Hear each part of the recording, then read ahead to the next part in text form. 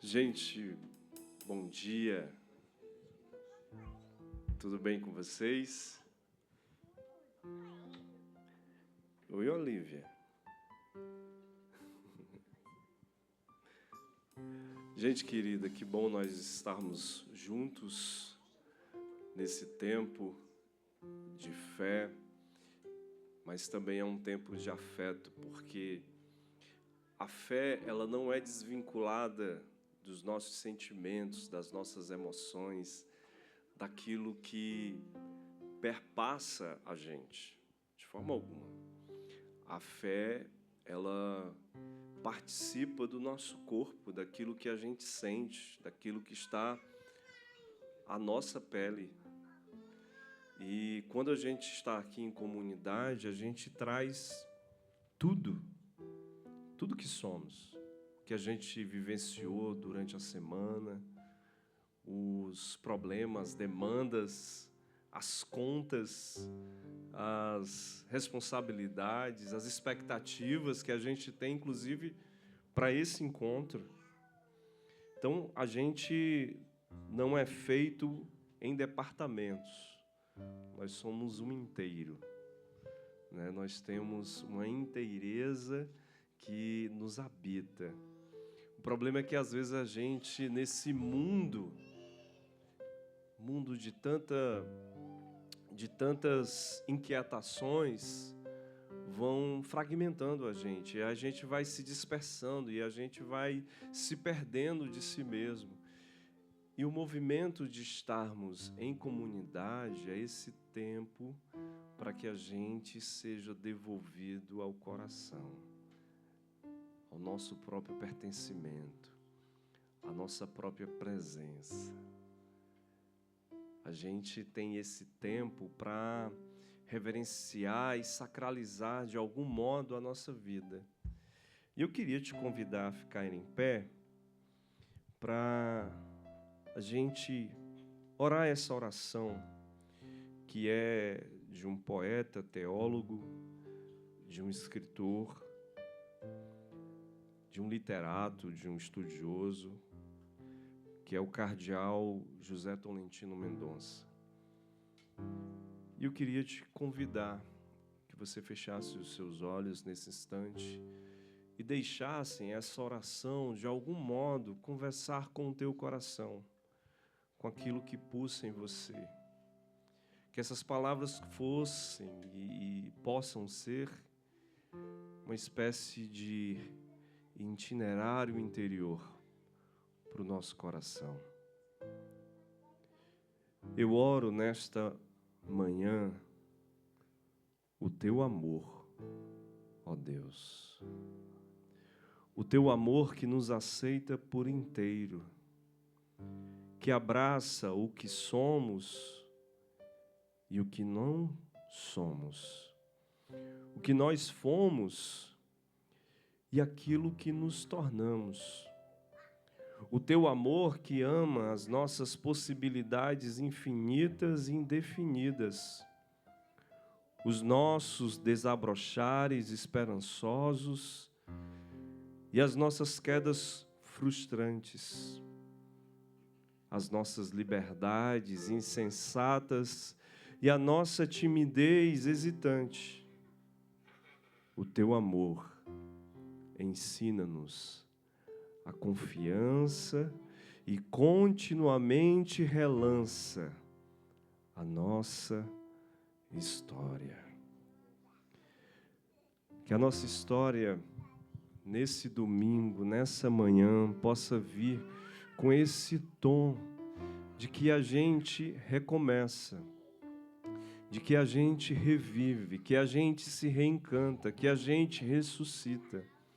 Não é porque a gente apagou o nosso passado, o que a gente viveu durante a semana, mas é porque a gente de novo pode ser devolvido, relançado a nossa história, mas quem sabe depurando as imagens que nós construímos de nós mesmos, das nossas relações, dos nossos sonhos, dos nossos desejos, daquilo que a gente precisa resolver. Quem sabe a gente relançado de novo a nossa história, a gente recupere o gosto, o sabor perdido pela semana que desgastou, que tornou o nosso tempo maculado, manchado por perdas, por dissabores, por ressentimento. E é por isso que essa manhã, esse ritual esperançoso que nos relança de novo ao olhar do teu amor, que é esse amor que nos encoraja, que nos dá esperança, que faz brotar e florescer de novo a alegria, que faz transpirar a paz em meio ao caos e à tempestade, que faz a gente ser devolvido a um olhar primeiro, como se fosse um olhar de uma mãe, dizendo para o nosso coração: bem-vindo, bem-vinda à luz da vida. E é com toda essa força e esse fôlego que a gente pode ser relançado, encorajado para a gente viver e pertencer à nossa própria história. Que seja isso esse tempo, um tempo de memória do teu amor, que Ele não se cansa de nos amar. Você é amado, você é amada. Lembre-se disso. Amém. Você pode aplaudir ao Senhor. Vamos encher esse lugar de louvor, de alegria, de encontro.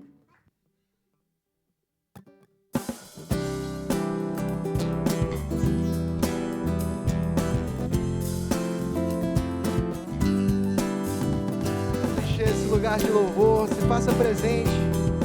Coloque tudo diante do Senhor.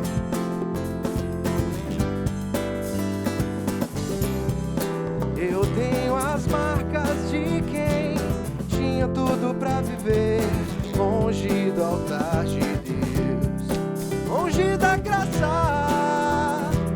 Quem me vê assim cantando não sabe o que eu sofri, mas eu atravessei o rio e o que passou, passou. Fui resgatador das amarras do pecado, e eu não devo nada pro inimigo. Não, não, não, não. Fui coberto e lavado, fui justificado pelo sangue, pelo sangue. Eu fui perdoado, eu fui perdoado. Aleluia, eu sou livre. Se você crê nisso, cante com muita alegria. Eu fui perdoado, aleluia, eu sou livre. Eu fui perdoado, eu fui perdoado, aleluia, eu sou livre. Eu fui perdoado, aleluia, eu sou livre. Eu tenho as marcas de quem tinha tudo pra viver, longe do altar de Deus, longe da graça. Quem me vê assim cantando não sabe o que eu sofri, mas eu atravessei o rio e o que passou, passou. Fui resgatador das amarras do pecado, eu não devo nada pro inimigo. Não, não, não, não. Fui coberto e lavado, todo justificado pelo sangue, pelo sangue. Eu fui perdoado, eu fui perdoado, aleluia, eu sou livre. Eu fui perdoado, aleluia, eu sou livre. Eu fui perdoado, aleluia, eu sou livre. Eu fui perdoado, aleluia, eu sou livre. Só as vozes, eu fui perdoado. Eu fui perdoado, aleluia, eu sou livre. Aleluia, Senhor. Somos livres, Senhor. Eu fui perdoado. Aleluia. Eu sou livre. Eu fui perdoado. Aleluia. Eu sou livre. Muitas vezes eu nem merecia, Senhor, mas o Senhor me perdoou. Eu fui perdoado. Aleluia. Eu sou livre.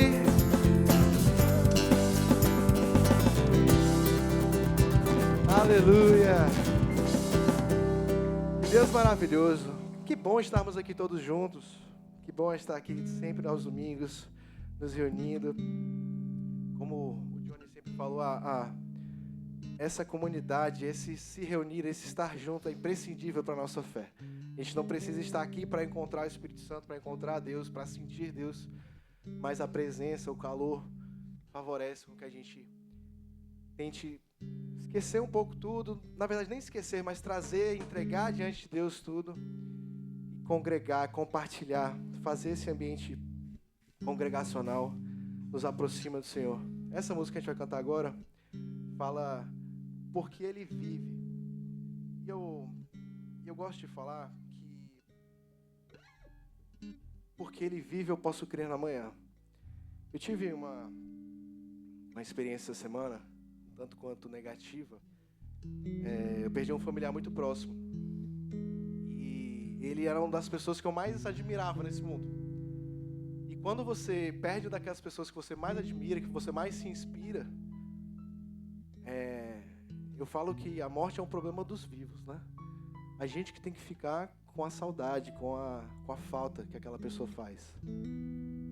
Mas talvez a melhor forma de você honrar a história dela é você perpetuar o legado que ela deixou para você.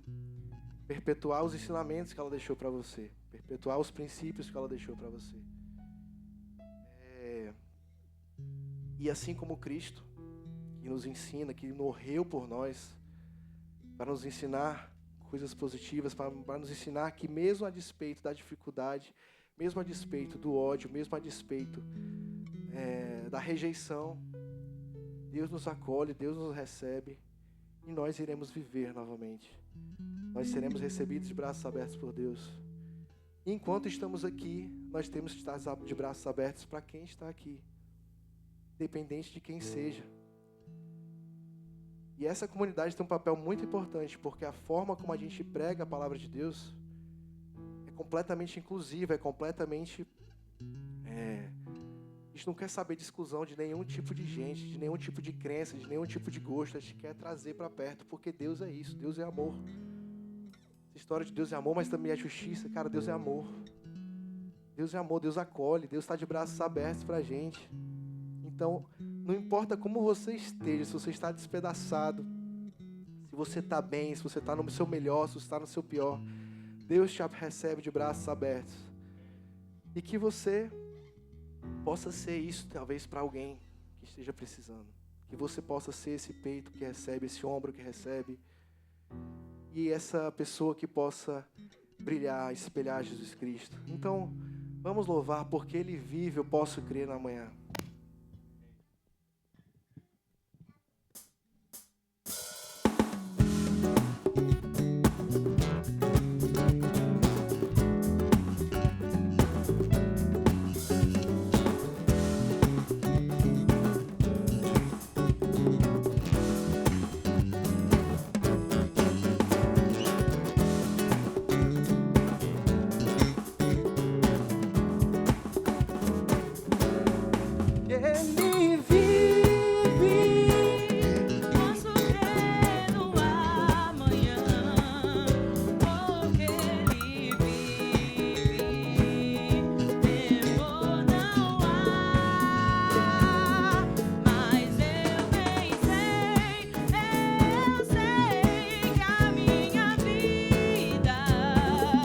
Está nas mãos do meu Jesus, que vive está.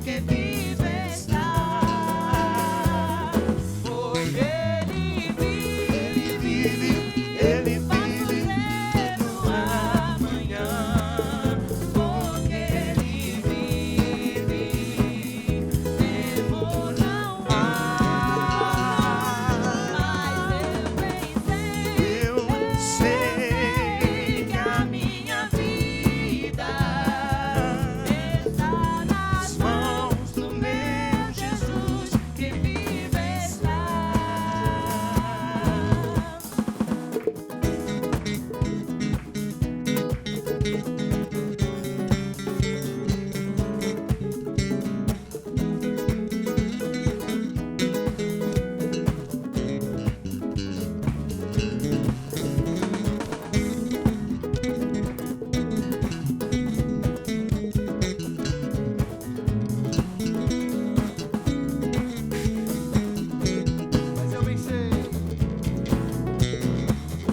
Mas eu bem sei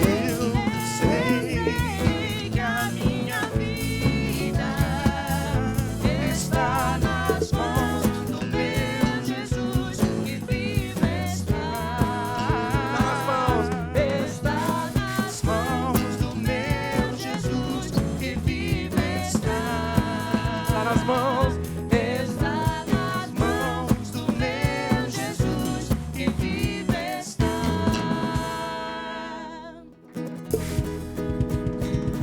Aleluia, aleluia.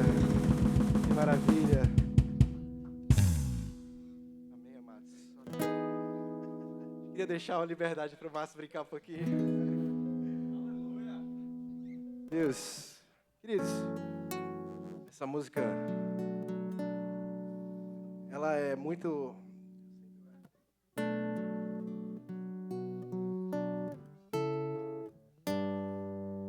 Enquanto ajeita aqui.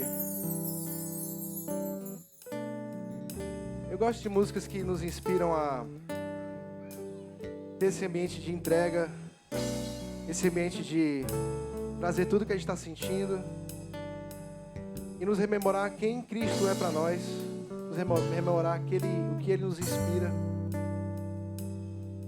nos rememorar nossa finitude, nos rememorar nossa carência. Então, quando você cantar essa música, se coloque diante de Deus, se entregue, faça dela uma oração para que Ele possa te lavar, te restaurar, te renovar. Então cante comigo assim. Junto ao poço estava eu, quando o homem judeu viu a sede que havia em mim. Sem me ouvir, conheceu e me ofereceu uma água que jorra sem fim. Dá-me de beber, pois tenho sede. Não quero mais buscar em outras fontes. Não precisarei aqui voltar pra minha sede saciar. Uma vez que eu já ouvi teu falar, tu és por quem a minha alma esperou, a fonte da vida que me encontrou. És o dom de Deus, o Messias, o meu Salvador.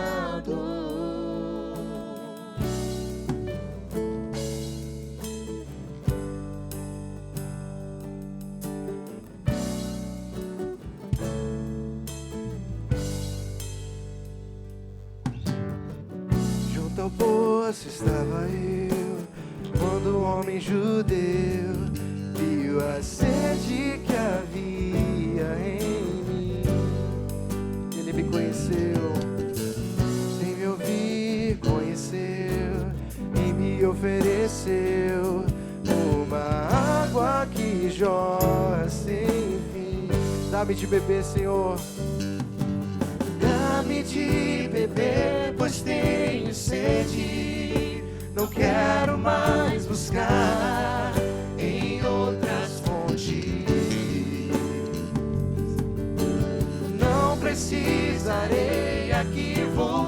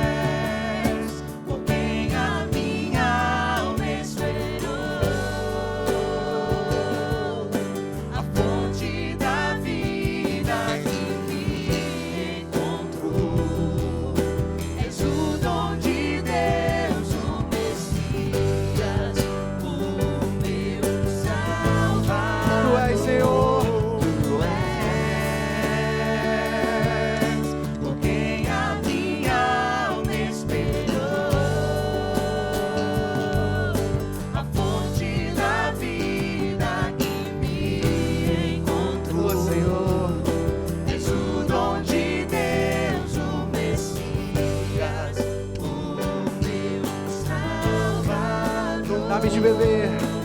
Dá-me de beber, pois tenho sede. Não quero mais buscar em outras fontes. Ô Senhor, Não precisarei aqui voltar pra minha sede saciar. Uma vez que eu já ouvi teu falar.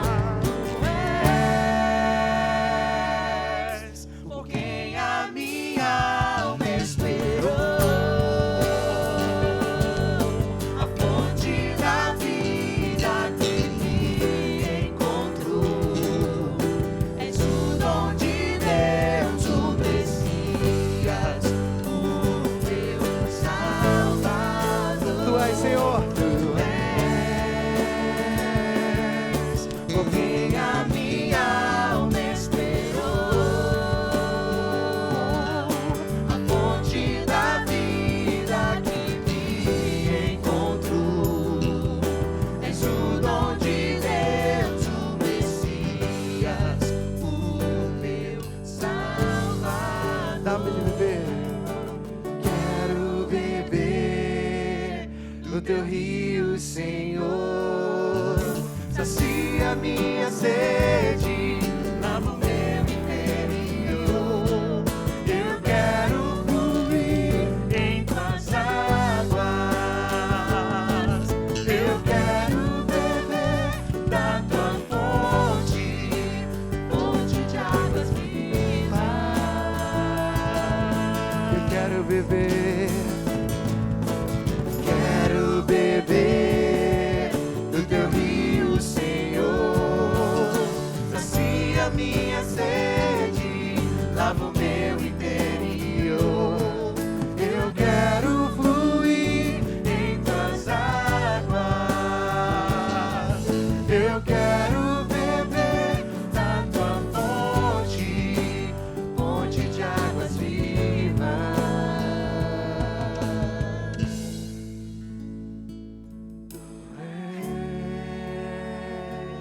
És por quem a minha alma esperou,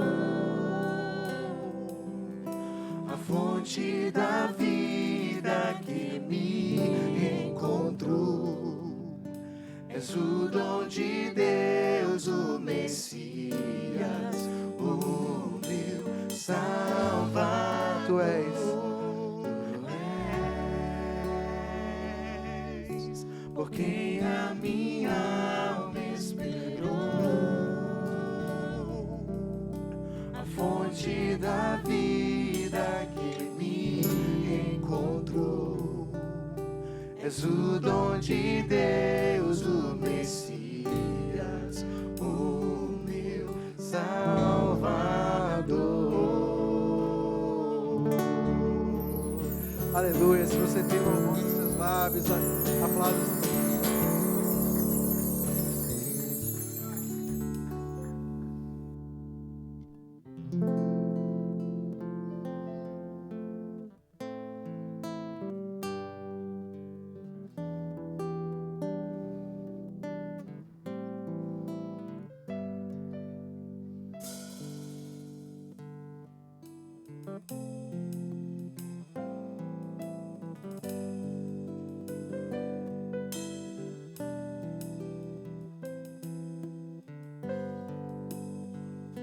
Quando a gente entoa canções ao Senhor, reafirmando o que Ele é, não é porque Deus precisa ser, não precisa encher uma barrinha ali de louvores, uma barrinha de inspirações que nós vamos dando a Ele. Deus não precisa de louvores, de elogios para que a gente consiga alguma coisa dEle. A gente não precisa estar orando incessantemente para que Deus finalmente incline os seus ouvidos para nós e nos beneficie de alguma forma. A gente canta isso tudo aqui nessa igreja para nos rememorar quem Deus é na nossa vida. Então, Deus ele não precisa estar sendo o tempo todo entoado, louvado, porque Ele precisa, mas porque nós precisamos ressaltar quem Ele é na nossa vida. Porque nós somos tão frágeis, tão carentes, que a gente precisa entender que sem Ele a vida fica bem mais difícil, bem mais complicada. Essa música fala santo para sempre, santo para sempre. Que ela sirva sempre de inspiração para a gente. Esse é um louvor entoado pelos anjos em Apocalipse. Então, quando você cantar, lembre que o Senhor pode nos inspirar, que o Senhor pode fazer a nossa vida, tentar nos inspirar a fazer a nossa vida um pouco melhor a cada dia. Então, cante com a gente. As muitas gerações rendidas em louvor cantam ao Cordeiro uma canção. E os que em ti se foram e os que hão de crer cantam ao Cordeiro uma canção. Teu nome é o mais alto, teu nome é o maior, teu nome é sobre todos os tronos e domínios, governos e poderes. Teu nome é sobre todos e os anjos clamam santo,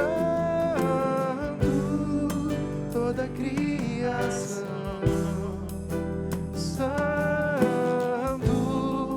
exaltado és, santo, santo para sempre.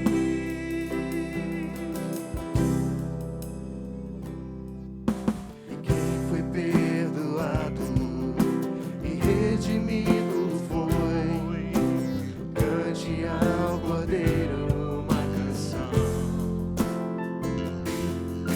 Aquele que é livre e leva o seu nome, cante ao Cordeiro uma canção. Cantaremos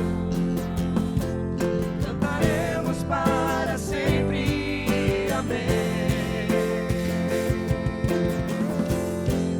E os anjos cantam santo, toda a criação santo, exaltado és, santo, santo para sempre.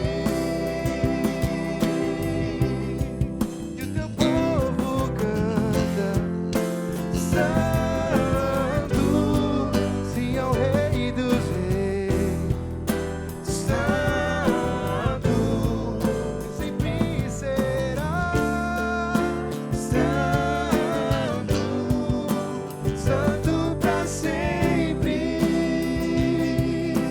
Senhor, Pai, toca no coração, Senhor, aqueles que estão precisando aqui de Ti nesse momento, nesse dia, Pai. Em nome de Jesus, Senhor, se faz presente nesse lugar. Toca o coração daquele que está com o coração quebrantado, aquele que está em pedaços, em frangalhos, Deus. Tua presença se faz imprescindível, Senhor, nos dias que são difíceis. Tua presença, Senhor, que nos consola, Deus. A Tua presença, Teu Espírito Consolador, que nos ajuda, que nos dá a mão, Senhor. Em nome de Jesus, Pai. Mostra a luz no fim do caminho. Faz as pessoas enxergarem que tem saída, Deus. Tu que és santo para sempre. A gente que entoa louvores a Ti, Senhor. A gente precisa, Senhor, muitas vezes da Tua consolação, do Teu conforto. Porque é muito difícil, tem dias que são praticamente impossíveis, Senhor, da gente conseguir superar. Mas a Tua mão, Senhor, a Tua presença, o Teu Filho, Senhor.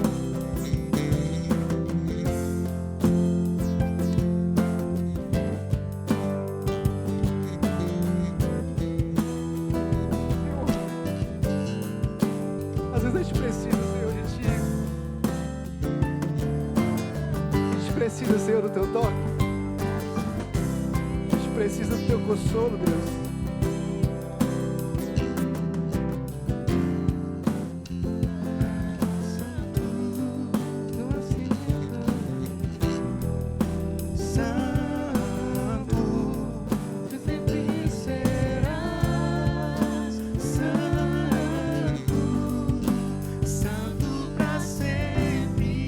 as vozes.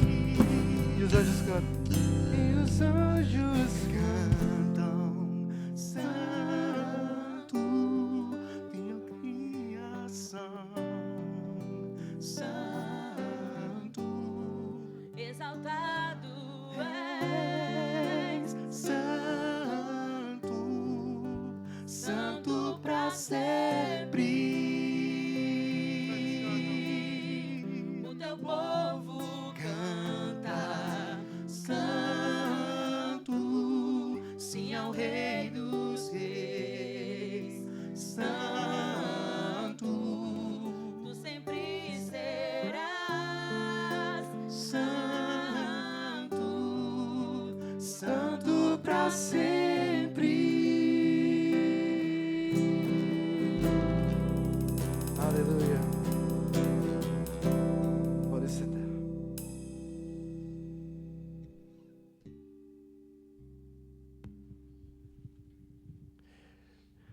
Obrigado, Piero, grupo de música, por conduzir o nosso coração. Existe uma coisa muito bonita na nossa comunidade, pelo menos é o que eu consigo enxergar, que é a gente não deixar de verbalizar, de trazer as nossas fragilidades, as nossas vulnerabilidades. A gente não precisa parecer forte. A gente não precisa parecer o tempo todo que a gente está diante de uma vida inabalável. Não, porque esse espaço, de algum modo, tem nos ensinado que é a partir da vulnerabilidade, da nossa fragilidade, a partir daquilo que, de alguma forma, nos atravessa, nos toca e nos dói, que também isso faz parte de quem a gente é. E aí, eu lembro muito da cena do Apocalipse que diz que Deus enxugará do rosto toda lágrima. Essa é a nossa esperança. Nesses dias difíceis, Deus se faz presente como isso, como oração em forma de cuidado. E quem sofre, de alguma maneira, é uma mensagem que pode nos curar. Então, Piero e muita gente tem atravessado dias difíceis, e aí é interessante que esse testemunho, eles perfumam a nossa caminhada. Em dias difíceis, essas pessoas se tornam testemunhas de uma vida que pode inspirar também os nossos dias sombrios. Isso é comunidade, isso é reino de Deus. Amém? Você pode dizer amém? Amém. Gente linda, nosso pastor Elianai não está presente aqui hoje. O Thales, como vocês sabem, ele está residindo ali no Cariri, né, e durante essa semana ele não se sentiu bem, né, e precisou do apoio do nosso pastor. Nesse momento está tudo bem, não é, digamos assim, né, não teve acidente ou algo do tipo, não é algo emocional. O Thales já vem enfrentado há algum tempo, quem sabe, né, está próximo dele, sabe dessa sua condição. E como pai, né, como um bom pai, e que pode estar dando esse suporte, está lá presente, vai passar pelo menos uns 8 a 10 dias, né, dando toda a orientação, uma procura médica, tudo, reorganizar ali o que precisa ser feito, e ele vai estar ausente nesse domingo e também no próximo, mas vai estar reencaminhando novamente a sua vinda para cá, para Fortaleza. Depois do dia 21, 22, já estará aqui com a gente novamente, e a gente espera que haja serenidade no coração do Thales, do Elianai, de toda a família que já tem enfrentado esses dias difíceis, também com a dona Elna, que é a mãe da Beth. Então, é um turbilhão de emoções, mas é para isso que serve a nossa comunidade, para suporte de oração, para suporte de cuidado, para um olhar sensível de encorajamento para os nossos irmãos e para as nossas irmãs. Então, fica aqui a justificativa da sua ausência, né? Então, a gente ora com eles e estamos com o nosso coração também, com o coração deles. Amém? Gente, nós vamos, nesse instante, liberar as nossas crianças. Vamos liberar as crianças, Caetano.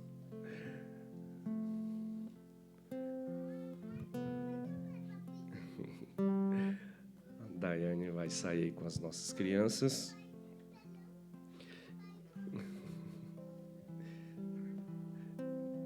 E também a gente vai...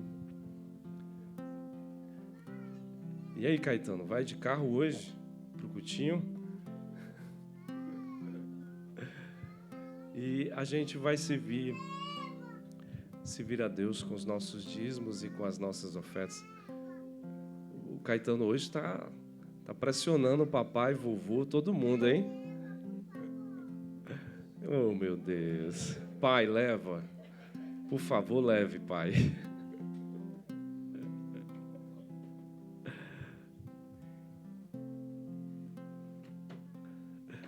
Vamos deixar o Caetano ir de carro pro Coutinho, né? Olha aí, cara, motorizado. É chique, viu? Criança é sempre uma cena, né, pra gente. A gente vai servir a Deus agora com os nossos dízimos e com as nossas ofertas. Você que trouxe o seu dízimo, você que trouxe a sua oferta, separe nesse instante. A gente sabe de toda a dificuldade de todos nós. Todos nós temos responsabilidades, temos as nossas finanças, né? Temos o nosso controle financeiro ou descontrole financeiro, e não é diferente com a gente, da nossa comunidade, né? Nós precisamos do teu apoio, né? A gente precisa da tua ajuda para que não se torne pesado para ninguém. De acordo com a capacidade de cada um, é que a gente precisa fazer esse gesto. Então, você pode doar através do Pix, que muita gente já tem, né? Você pode doar através da máquina, o Cícero está aqui, já pode ir também na sua direção. Você pode usar também os envelopes, que você pode fazer a tua contribuição. Mas eu quero te dar essa maturidade de entender que isso aqui, esse projeto, é nossa responsabilidade. E como nossa responsabilidade, a gente não pode fugir dele. A gente precisa estar atento, com o coração sensível, e chegar junto. Nos ajude. A gente precisa muito que a gente consiga dar conta de tudo aquilo que nós somos demandados. Deus, nós acreditamos que o milagre não é uma poção mágica de fora do mundo para dentro do mundo. O milagre é do tamanho da força das nossas mãos. E com esses gestos que a gente se une aqui, cada pessoa, do tamanho da sua solidariedade, da sua generosidade, que possa ser essa oferta, que possa ser esse testemunho, que possa ser esse apoio, que possa ser essa presença de a cuidar dessa igreja, não apenas com os serviços, mas também com aquilo que é fundamental, essencial, que é o se importar, a sensibilidade, ser presença também, com um olhar pragmático, necessário, que é o financeiro. Mas que isso se torne não apenas para esse momento, mas para a nossa existência. Que a gente consiga ser oferta, presente, dom, dádiva na vida, nas nossas relações, no nosso cotidiano. Que seja isso. Amém.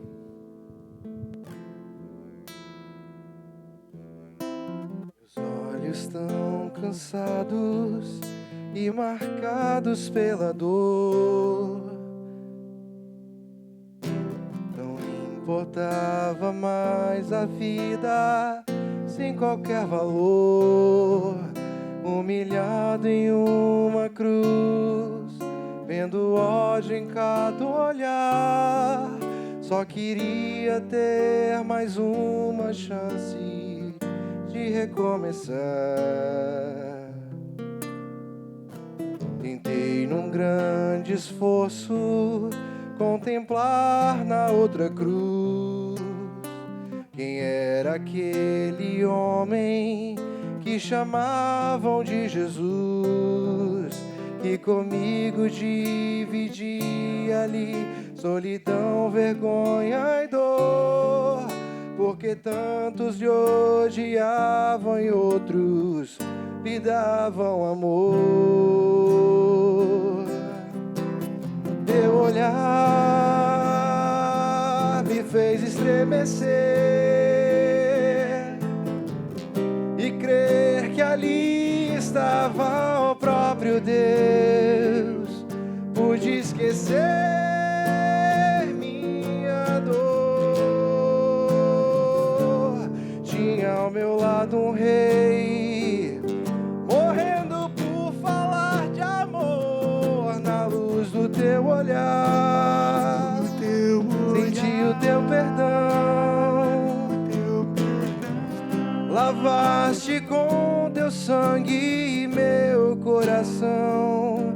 Sei que este amor não tem fim.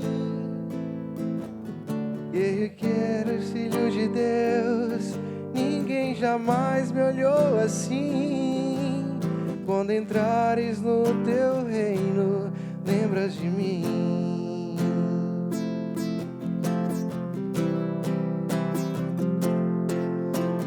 Teu olhar me fez estremecer em meio a tanta dor, tentando me dizer: eu te escolhi, filho meu. Ainda hoje no paraíso comigo estará. E teu olhar me fez estremecer em meio a tanta dor, tentando me dizer: eu te escolhi, filho meu. Ainda hoje no paraíso comigo estará. Ainda hoje no paraíso comigo estará.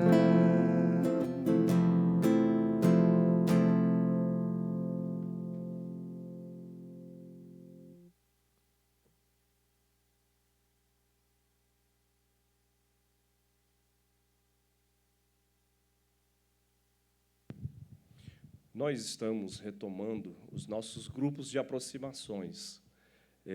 E aí, durante essa semana, muito provavelmente você já vai ter maiores informações dos demais grupos, né, como o nosso Bethesda Diversidade, o grupo de mulheres.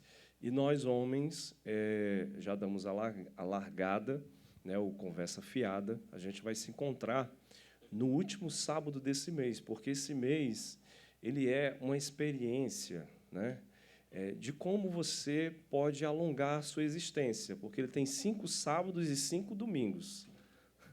Né? Então, haja aí paciência, né, para a gente chegar ao fim do mês. E, no último sábado do mês de agosto, a gente vai se reunir, o Conversa Fiada. Deixa eu pegar aqui a cola. Que homem uma criança encontra em você? Afeto, cuidado, responsabilidade e o poder do exemplo. Tudo isso a gente vai ter uma roda de conversa com o nosso... ele não é apenas cantor, não é apenas musicista, mas também é psiquiatra. Rodrigo, nosso amigo aqui da nossa comunidade, médico, que vai estar nessa conversa. Então, todos os nossos amigos homens estão convidados, intimados. Se você não faz parte do grupo de homens, por favor, o gesto está ali, tá, para poder te incluir no grupo de homens. e vai ser um tempo muito bonito. Essa semana, fiz o movimento de realizar alguns convites individuais. Tem alguns incrédulos que vão estar viajando, né? Infelizmente, mas Deus sabe do coração deles, né?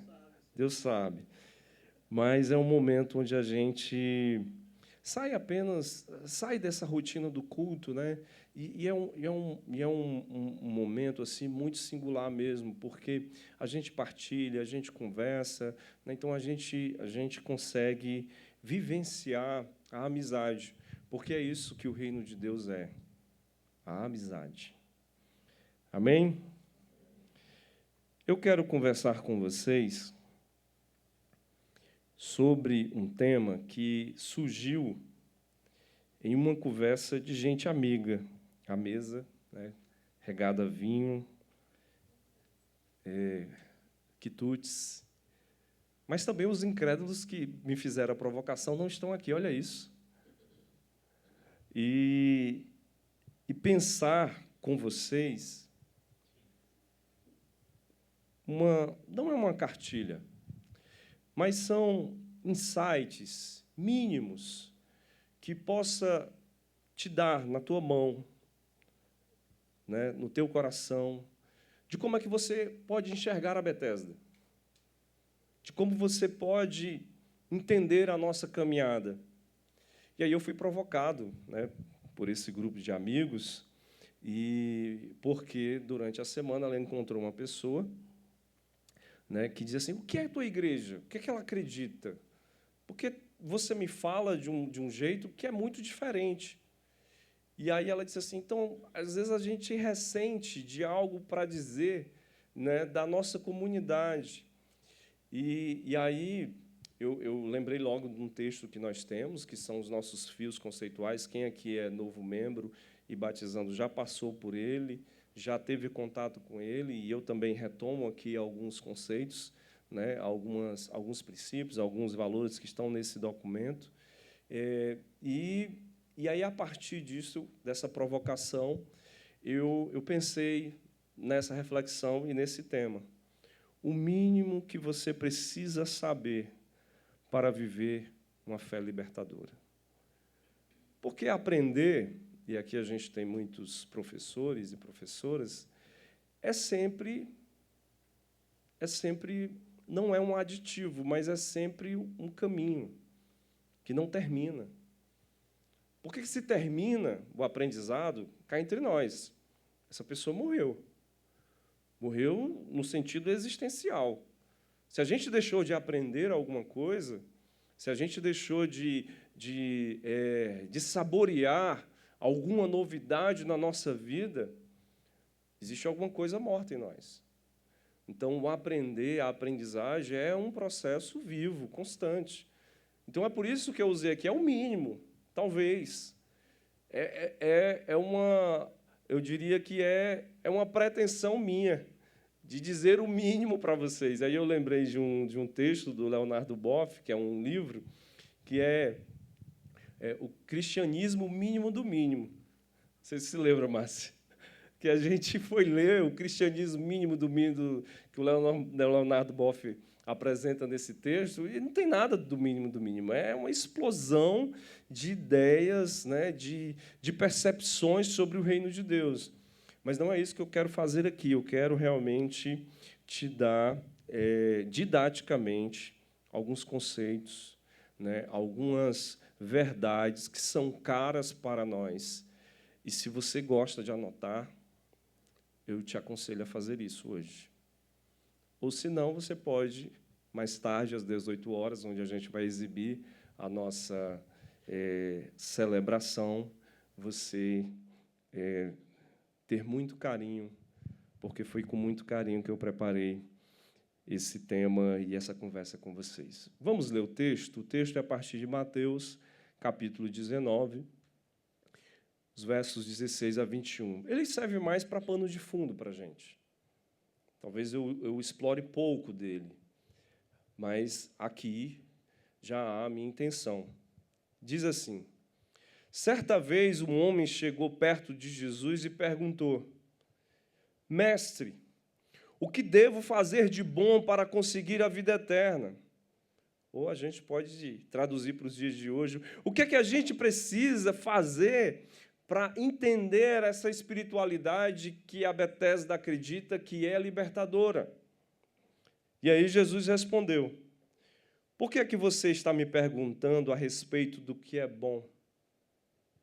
Bom, só existe um.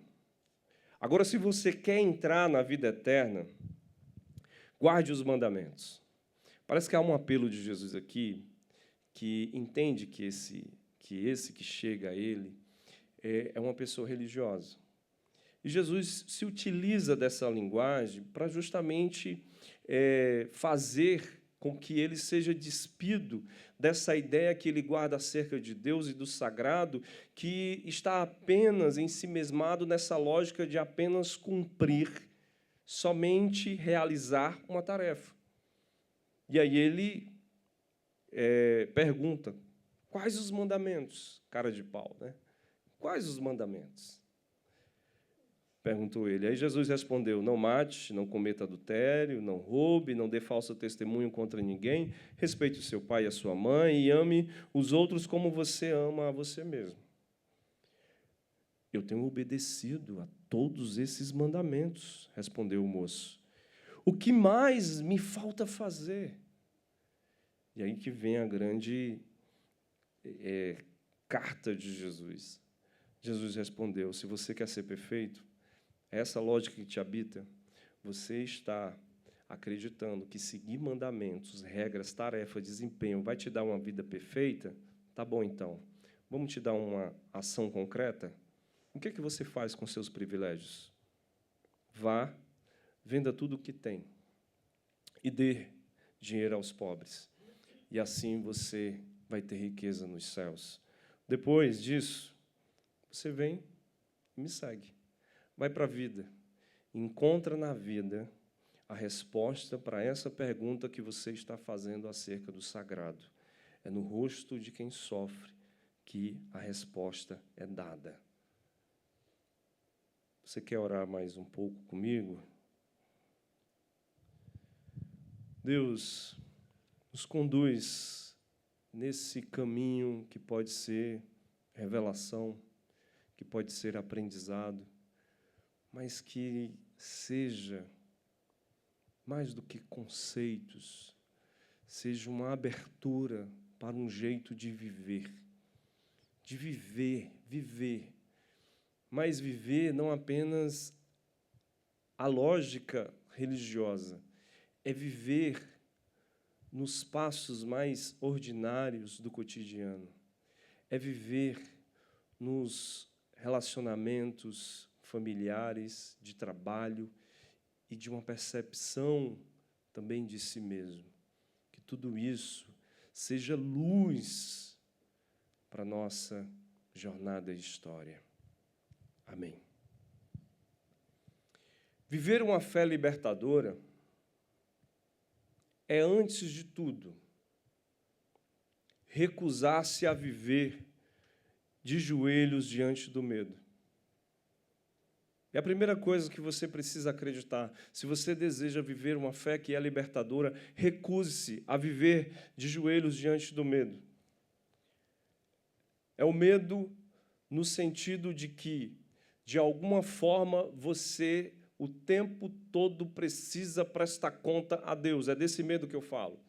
Não é do medo somente da nossa existência, porque nós temos medos, e o medo é também um sentimento, um afeto importante para a nossa sobrevivência. Mas esse medo aqui é sobre isso. É sobre a ameaça de que a qualquer momento Deus vai te pegar na esquina. Então, é dessa lógica que a gente precisa se libertar. É trocar a lógica do merecimento, de que você faz muita oração, de que você dá uma grana boa para a igreja, de que você cumpre um papel, uma tarefa, de que você é uma pessoa dedicada, solidária, e que acredita que isso te traz o mérito, uma recompensa, pelo caminho e pela lógica do dom, é gratuidade. Por que eu faço isso? porque eu faço, porque vale a pena, porque é bonito. Eu faço porque é isso que as minhas mãos podem fazer. Eu faço não porque eu estou em busca de uma recompensa. Eu realizo não porque eu estou com medo de ser castigado. Não, é porque, de alguma maneira, me torna uma pessoa mais afetuosa, mais aberta, mais com a mente alargada, me transforma em uma pessoa ética. É a gente trocar a lógica da vigilância, de que está ali o tempo todo, Deus à espreita do que você faz, e aí isso é tão perturbador que faz com que você esteja à espreita do que o outro faz, pela lógica da confiança. É a vida com as suas incertezas, com seus desencontros, mas eu tenho uma confiança nesse amor que acompanha, e isso é suficiente. Por isso, o caminho que a gente faz aqui na Bethesda passa por alguns prismas, alguns pilares, algumas leituras, alguns aprendizados, que eu, modestamente, vou tentar resumir. O primeiro movimento que a gente fez, talvez, foi de optar ler o Evangelho a partir dos pobres e dos oprimidos. E quem nos dá esse caminho, esse itinerário, é aquilo que a gente vai chamar de teologia da libertação, que é de compreender de que a gente só pode entender qual é o testemunho da qual a gente precisa se valer no momento em que a gente olha para os evangelhos, olha para as narrativas bíblicas, e não com as lentes dos poderosos, não com as lentes daqueles que são triunfantes, mas daqueles que são escravizados, daqueles que são oprimidos, daqueles que sofrem. E, com isso, a gente vai poder denunciar estruturas de pecado que aprisionam os corpos, as consciências, e, de certa forma, perceber que a fé cristã, antes de qualquer sistema doutrinário, vai ser uma prática história de libertação integral, seja ela espiritual, seja ela social e seja ela política.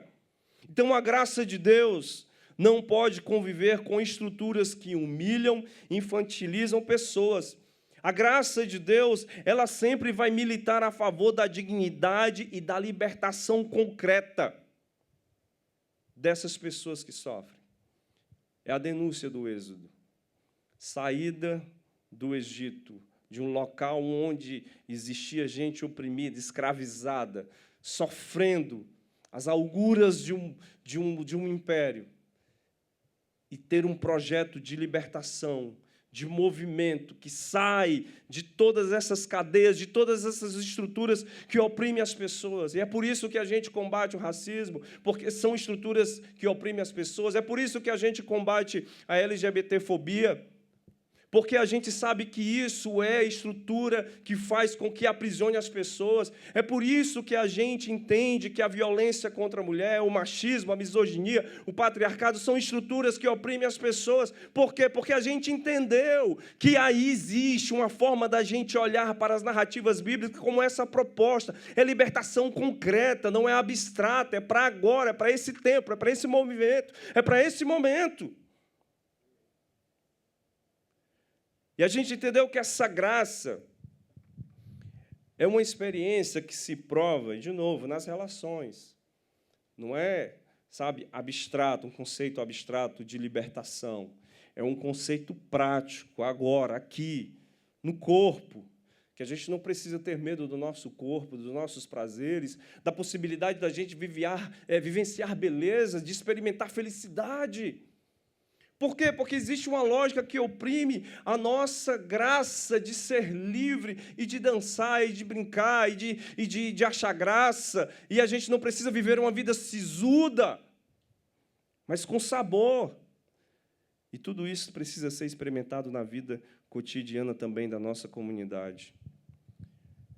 A outra esteira é que a gente propõe que Deus não é conhecido por especulação, mas por relação.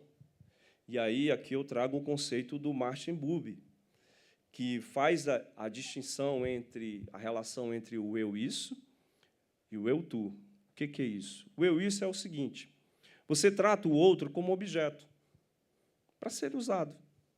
Sou eu e essa coisa descartável que eu pego, me relaciono e jogo fora. E a relação do eu-tu não, é o que reconhece o outro como sujeito digno de encontro. Eu olho para vocês, vocês olham para mim e me enxergam como pessoas dignas de encontro. Não existe uma relação mercadológica, financeira dos afetos. Existe uma relação de reconhecimento de que em você e em mim habitam a imagem de Deus. Então, essa distinção revela que uma fé que é baseada apenas em regras e vigilância trata Deus e as pessoas como objetos de controle. Enquanto uma fé libertadora os recebe como pessoas de comunhão. Então, a nossa espiritualidade é esse chão que deseja acontecer a partir do relacionamento com as pessoas e os seus afetos. Não é sobre o que você pode fazer, não é sobre o capital que você traz para a comunidade. Não é isso que entra na relação entre você e Deus, o eu e isso, né? Eu e aquilo que eu posso fazer, eu e todas as minhas potencialidades. Não, é você e você, é eu com tu, é onde eu me reconheço em você, é onde eu me vejo em você. E quando eu vejo você, eu me reconheço, mas também encontro Deus. E quando você me reconhece, me vê, você encontra Deus. Vou dar um nó na cabeça de vocês hoje.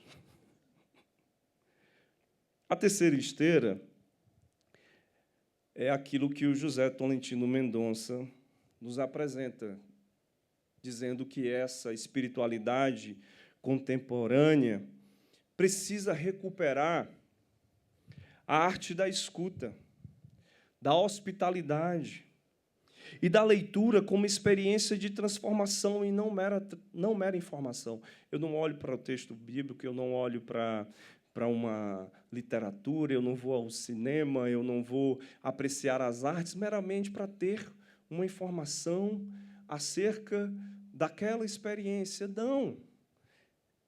É uma disposição para a gente eu vou usar a palavra que eu uso bastante, ser atravessado, interpelado pelo texto, pelo outro e pelo tempo. É onde existe aqui uma sensibilidade que precisa ser acordada com a presença, com a atenção, com a escuta, com a hospitalidade, com o acolhimento que a gente faz uns dos outros.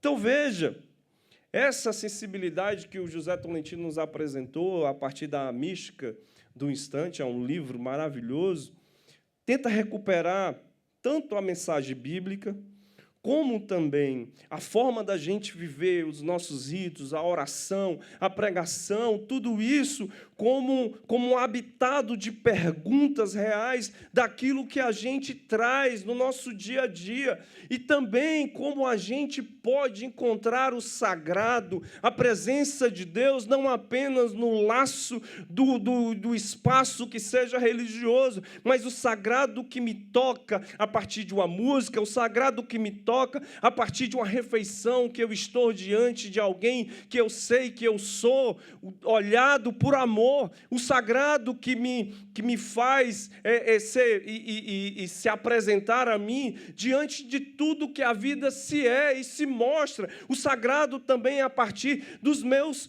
sentidos. Ao invés da gente apenas querer doutrinar e sistematizar dogmas, como você vai experimentar o sagrado? 3 passos que agora você vai receber. 3 advertências.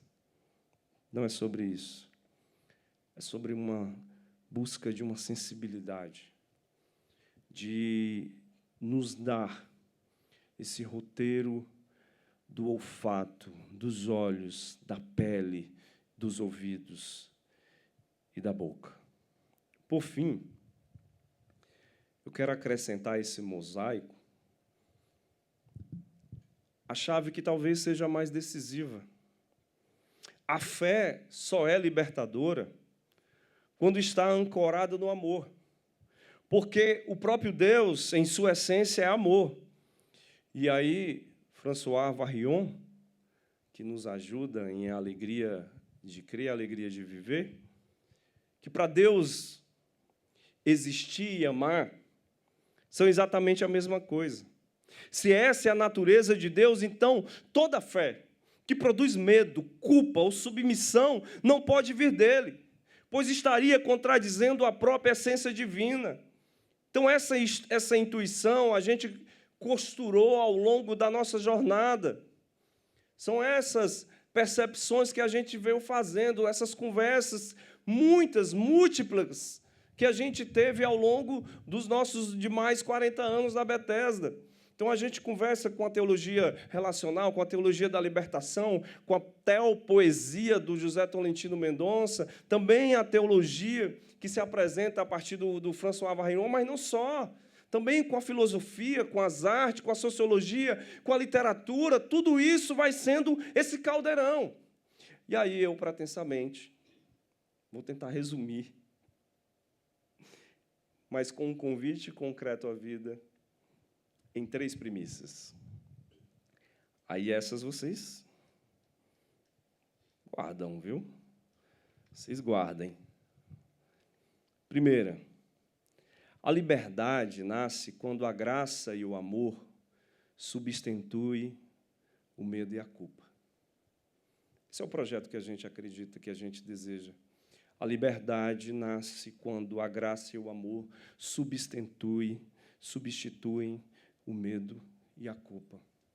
Perceba que nessa narrativa, vou falar de maneira mais rápida dela, o moço, ou a pessoa que vem aqui a Jesus, ele vem muito com essa cartilha, uma cartilha pronta, né, do que é que eu preciso fazer. Uma cartilha onde ele acredita que a regra vai ser o dispositivo da qual ele, de alguma maneira, se relaciona com o sagrado, que o rito, o dogma, vai fazer com que ele possa experimentar Deus a partir da doutrina que ele teve esse encontro e que foi ensinado a vida toda. Mas é interessante que, como Paulo, aos Gálatas, capítulo 2, descreve justamente essa forma da gente se libertar da religião do desempenho. Veja o que ele diz, eu estou fazendo aqui uma paráfrase, o capítulo é 2, dos versos 19 a 21. Estou fazendo aqui uma paráfrase a partir do texto. Eu tentei guardar regras e me esforçar para agradar a Deus, mas isso não funcionou. Então, desisti de ser um homem da lei, porque é isso que ele usa na narrativa. Eu tentei ser esse sujeito que cumpria a regra, o rito, o dogma, a doutrina, inclusive para matar.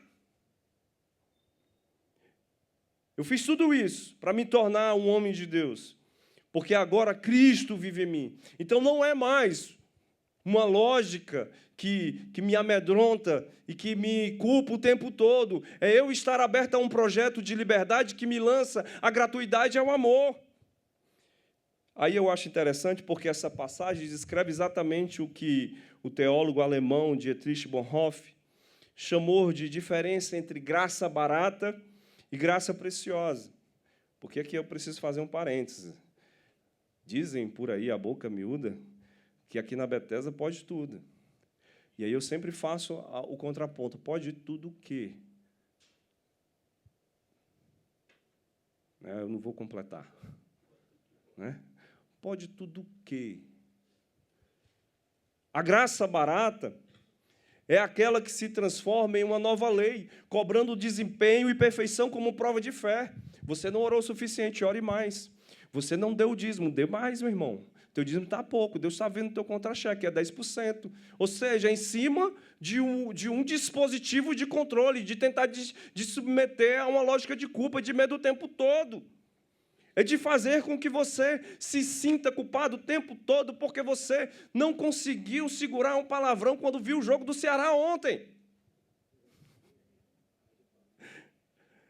Então, ou seja, Essa graça barata que impõe mais para a gente, mais performance, mais religião, mais um dogma, mais uma doutrina, nunca se cessa o bastante para que a gente se sinta em paz em cumprir o rito.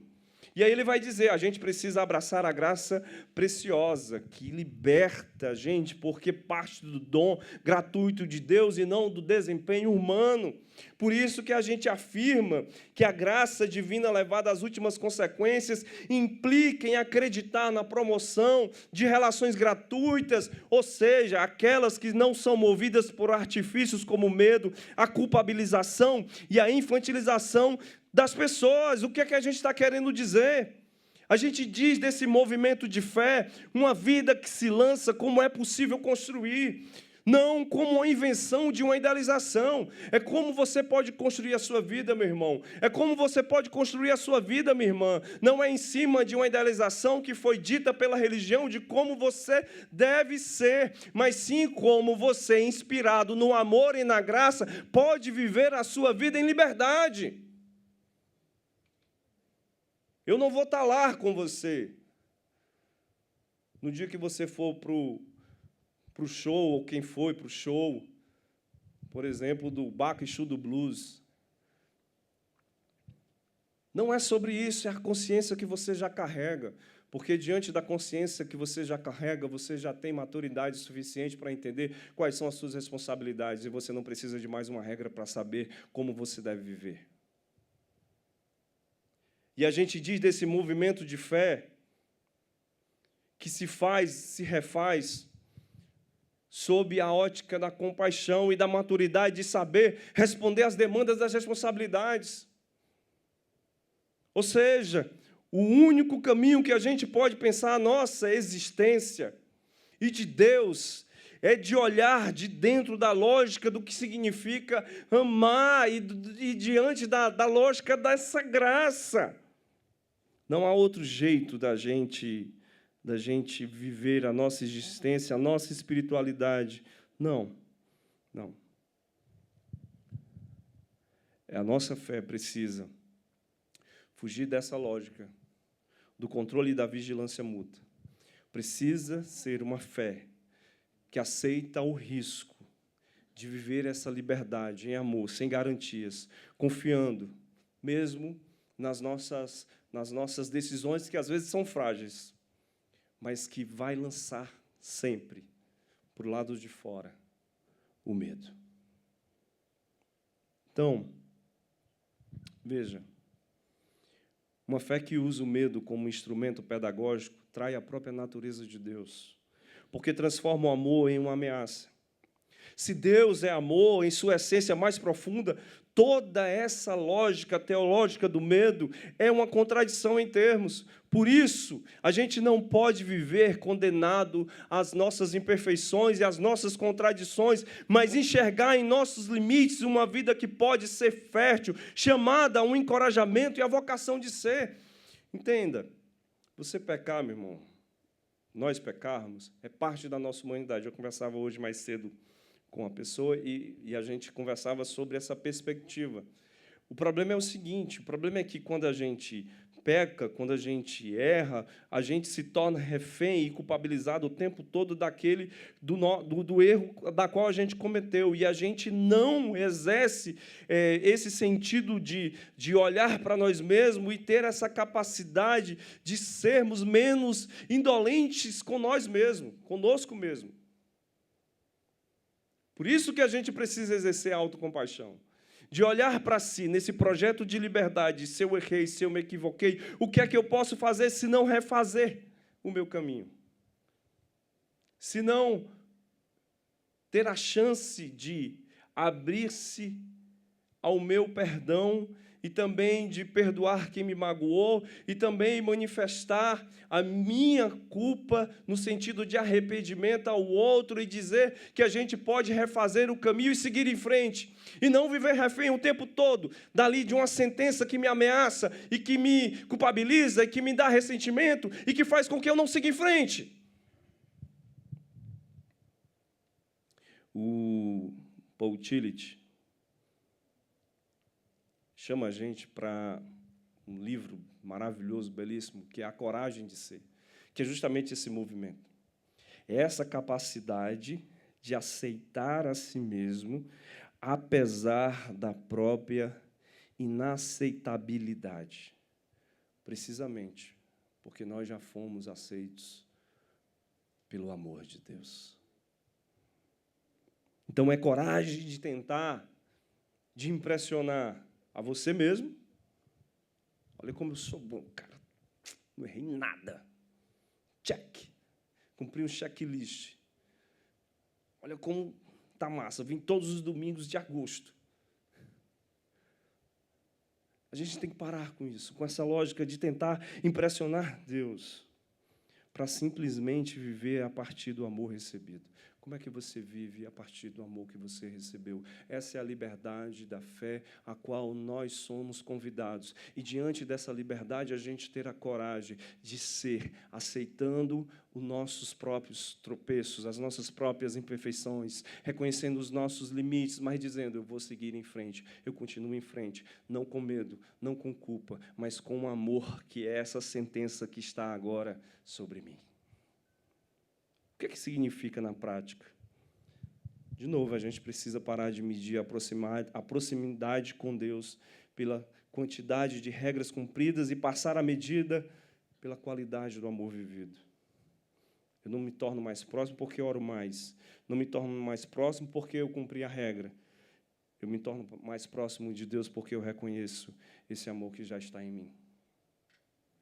O que significa na prática? Significa que a gente confessa as nossas falhas sem o terror da rejeição, sabendo, como afirma 1 João, capítulo 1, versos 8 e 10, que a confissão é um caminho de purificação e não de condenação. Eu confesso os meus pecados, eu confesso as minhas fragilidades, eu confesso aquilo que pulsa no meu coração e que, de repente, pode ser horrível, mas eu não enxergo um olhar de condenação, mas é uma forma de depurar o meu caminho. E se a gente se relaciona, eu espero que vocês tenham relações em casa, no trabalho, né? Na comunidade de fé, a gente precisa dispensar a culpa ou o medo como ferramenta de controle sobre os outros. Casais adoram fazer isso. Adoram utilizar-se dessas artimanhas de tentar controlar o outro, né? Você lembra do que você fez? Você lembra, né? É para esse projeto aqui que a gente está sendo convidado. A gente vai substituir a pergunta: o que eu preciso fazer para ser aceito? A gente vai substituir essa pergunta para a gente responder outra pergunta: como eu posso amar, já que eu sou amado? Aí a gente quebra o controle. Aí a gente quebra a lógica de objetificação do outro. O que é que eu posso fazer por você, minha amada, hoje? Lavar os seus pés? Fazer uma massagem? Um café? Estou aqui para isso. Não é utilizar-se do artifício do que a gente precisa fazer para ser aceito, mas o que a gente faz sabendo que já é amado pelo outro. Segundo, são 3, eu estou no segundo, segura aí, vai dar certo. Antes de meia-noite, o meu dia termina. O ponto de partida, eu adoro esse ponto, essa sentença aqui, essa afirmação. O ponto de partida da fé são os vínculos, e não os conceitos. O que acontece com o cara que chega para Jesus? O cara vem com um conceito. O que é que eu devo fazer? Quais são os mandamentos? Entendeu? É com doutrina, é com regra. Aí Jesus diz assim, cara, que vida mesquinha você vive. Tu está cheio de privilégio. Porque Jesus não faz essa exigência para ninguém. Apenas para esse texto aqui. Me parece bem isso do que Jesus está desejando fazer para a gente. Veja, o que você precisa entender o que é o reino de Deus não é o conceito, não é o mandamento. Isso é coisa de gente privilegiada. O que você precisa olhar mesmo são para os afetos. O ponto de partida da fé são os afetos. E aí eu achei interessante, fazendo uma pesquisa, uma concepção em imagem que o Jürgen Moltmann traz sobre o que é a Trindade. Apesar do Helena aí não gostar, né?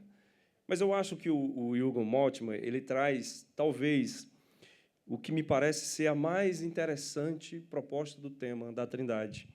Para ele, a Trindade não é um dogma abstrato, mas um modelo de comunhão, de amor que se abre e acolhe ao outro.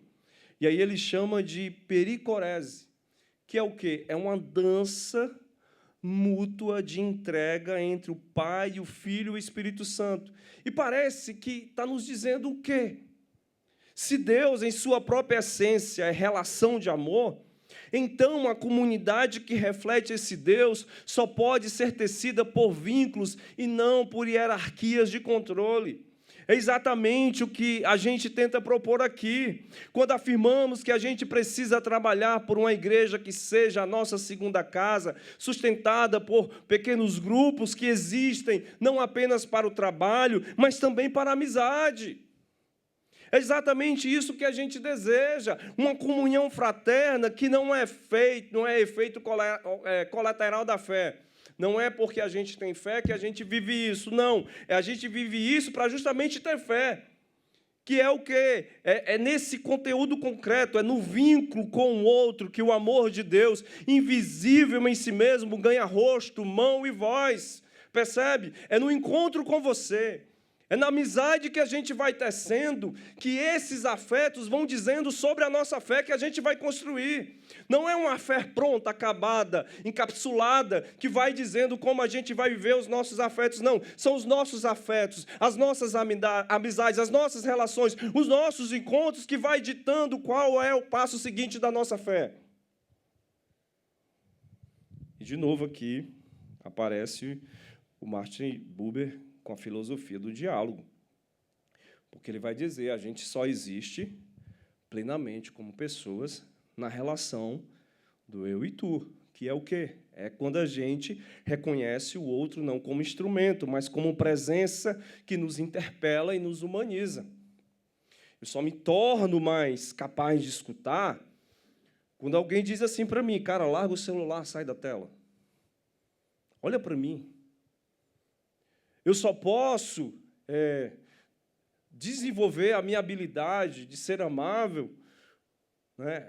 Fazendo aqui, óbvio, um parênteses para pessoas que têm, né, dificuldade do abraço, os neurodivergentes, as pessoas neurodivergentes, alguns são mais tímidos também, mas eu só posso fazer esse exercício à medida também que eu sou interpelado a ser, né, sensibilizado, acordado com essa presença.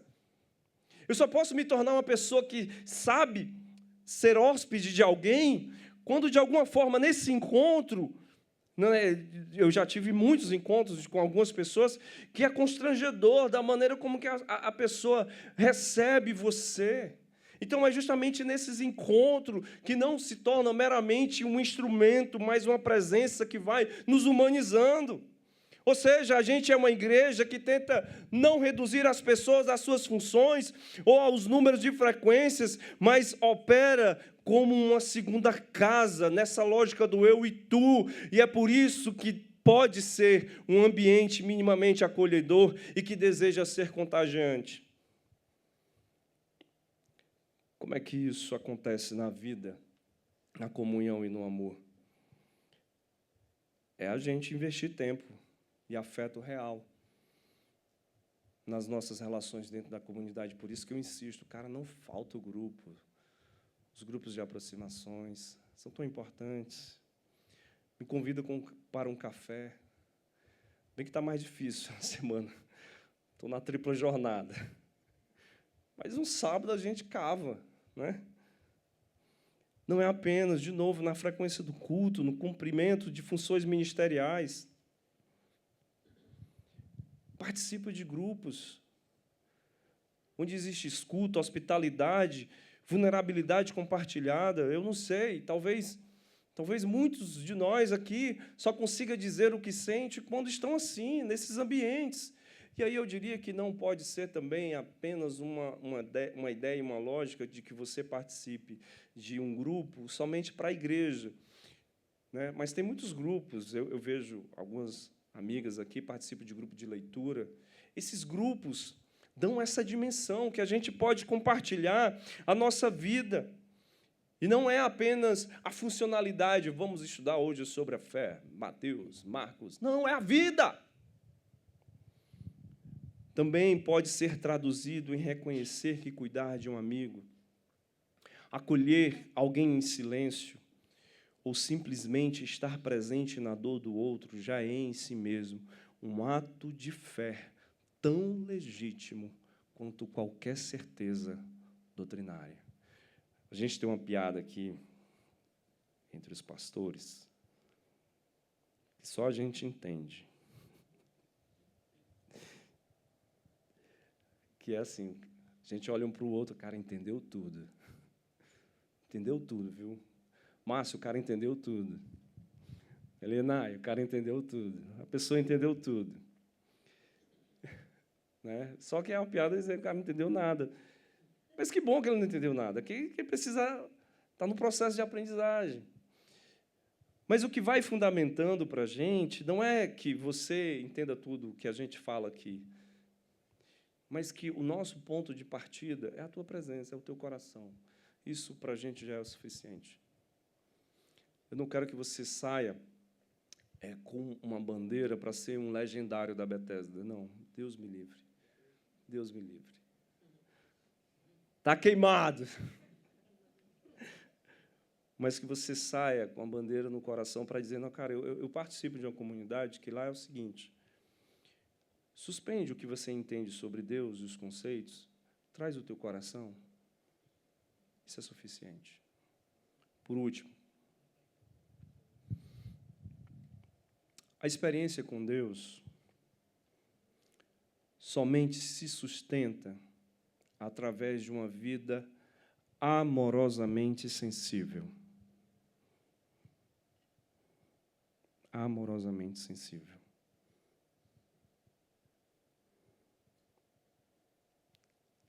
O gesto que Jesus provoca na pessoa, no moço que chega para ele, é justamente isso. Tanto de riqueza que você acumulou, que foi capaz de você deixar de enxergar as pessoas. Você ama o poder, o dinheiro, e a tua vida se tornou isso. Um projeto de indiferença. E aí, olha que interessante. O pecado, no Primeiro Testamento, no Antigo Testamento, se refere e não aparece primeiramente como transgressão de regras.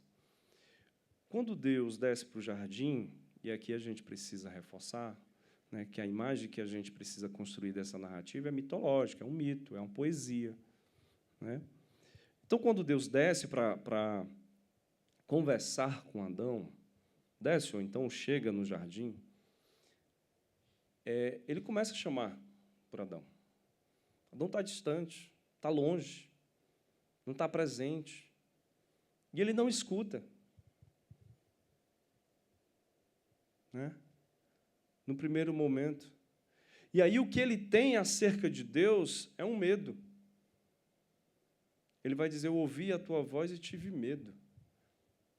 Ou seja, a relação que se tem primeira quebrada não é a relação da regra, mas é a perda de sensibilidade, é um projeto de desumanização que olha para o outro e entende que o outro é uma ameaça. E aí é interessante que, no projeto do Primeiro Testamento, com muita frequência. O pecado não é a transgressão de uma regra, mas é a dureza de coração, é a soberba, é a dura cerviz, é a perda dos ouvidos, é a indiferença, e é isso que vai incomodar a Deus. Muito mais do que simplesmente um erro, um escorregão, uma falta, uma ausência, uma ofensa, uma mágoa. O que torna realmente a vida distante de Deus era essa indiferença, marcada pela apatia ou pela falta de simpatia, de afetividade, de pele, de presença, de sentidos, atentos ao que vem ao coração. De novo, aqui eu me recorro ao José Tolentino Mendonça, que ele vai dizer que esse tempo aqui sofre de um excesso de pressa e de ruído, que atrofia a nossa capacidade humana de escutar a si mesmo, ao outro e a Deus. A gente perde sensibilidade. Se a gente perde sensibilidade, a gente perde a possibilidade de experimentar Deus, porque só se experimenta Deus a partir do momento que a gente tem uma vida que torna o sentido da nossa existência aberto, sensível a atos de compaixão. E aí veja, o conhecimento verdadeiro de Deus nunca vai ser puramente racional ou doutrinário, conceitual, mas é sempre experiencial. É um conhecimento que se dá pelo coração.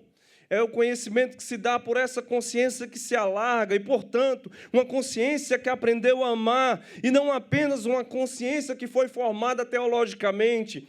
É preciso a gente recuperar essa pedagogia para que a gente possa fazer com que a gente descubra aí a verdade e o divino à medida que a gente também torna a nossa vida uma vida que se abre a uma vida sensível, portanto, amorosa. Estou terminando. Como é que a gente vive essa fé radicalmente no amor?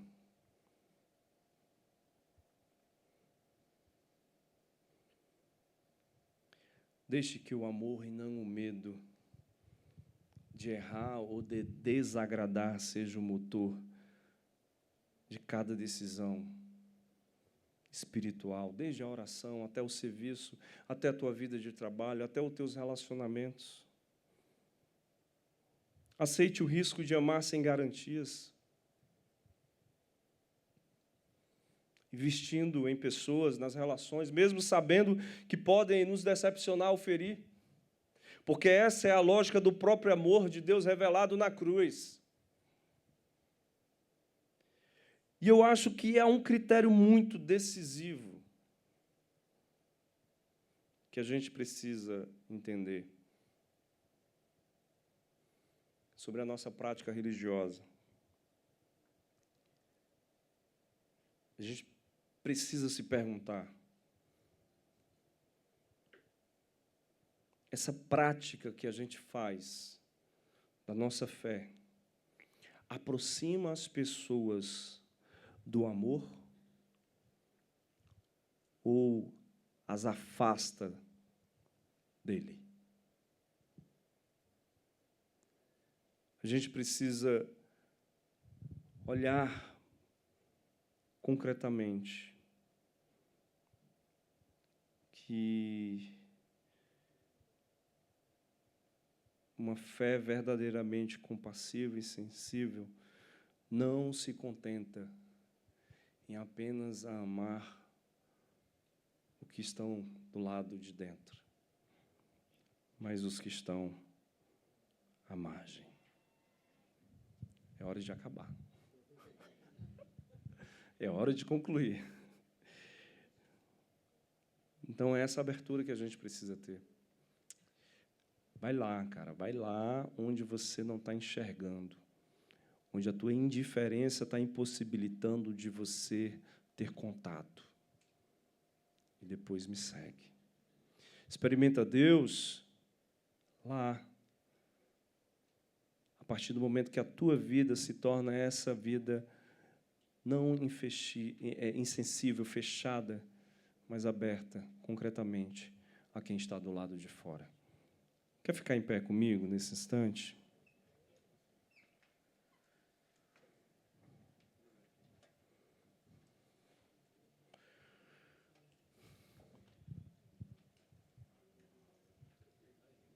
Eu vim bem didaticamente hoje. Vou fazer uma conclusão. O mínimo que se precisa saber para viver uma fé libertadora talvez seja isto: Deus não é um juiz a ser apaziguado, mas um amor a ser habitado. E esse amor sempre se traduz em prática concreta a favor da dignidade humana. E nos mostra que só existe, de fato, dentro de vínculos reais e não em abstrações religiosas. O amor de Deus não habita as abstrações conceituais acerca dele, mas habita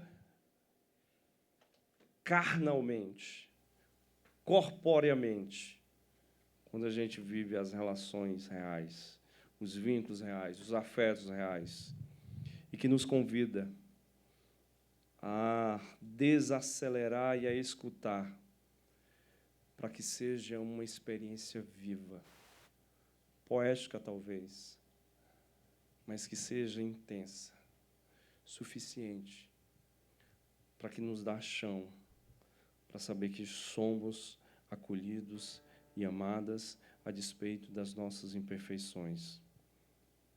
Viver essa fé, portanto, escolher todos os dias. Escolha todos os dias. É o amor de Deus no lugar do medo que você tem de Deus. É a graça de Deus no lugar do que você tenta apresentar como tarefa e mérito para impressionar Deus.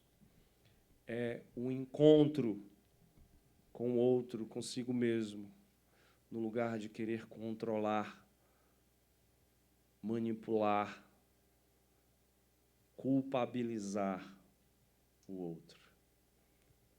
Tudo isso talvez seja o mínimo para a gente viver essa experiência de fé. Temos uma canção para orar?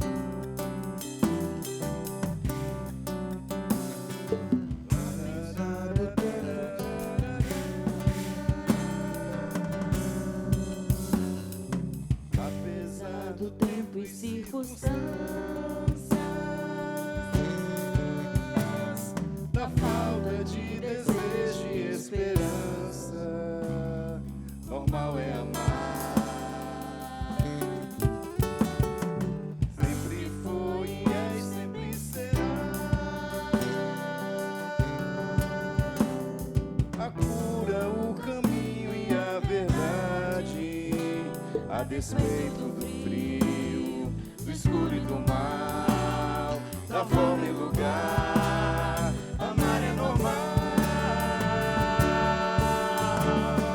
Quando não puder beijar e abraçar, ame, tente outros gestos de amar.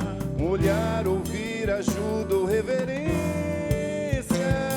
se eu não merecer, é quando mais preciso. Se a multidão quiser apedrejar, ame, gente, é toda forma de amar. Que o ódio e a indiferença não avancem. Nossa religião é o amor, normal é amar.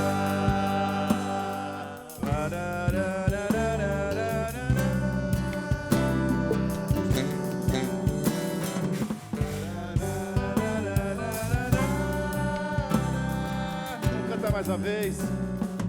Apesar do tempo e circunstâncias, da falta de desejo e esperança, normal é amar. Sempre foi e é e sempre será a cura, o caminho e a verdade.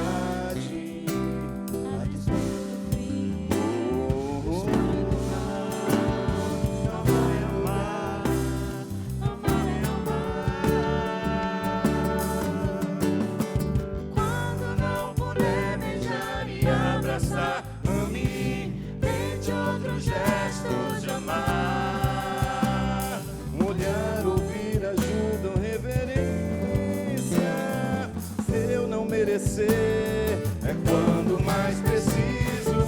Se a multidão quiser apedrejar, ame, gente, toda forma de amar.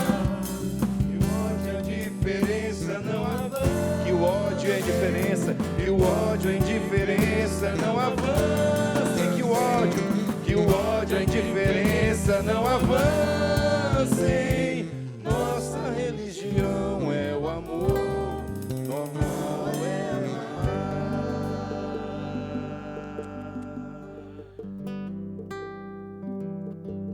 Que o nosso coração possa guardar essas palavras como sacramentos, como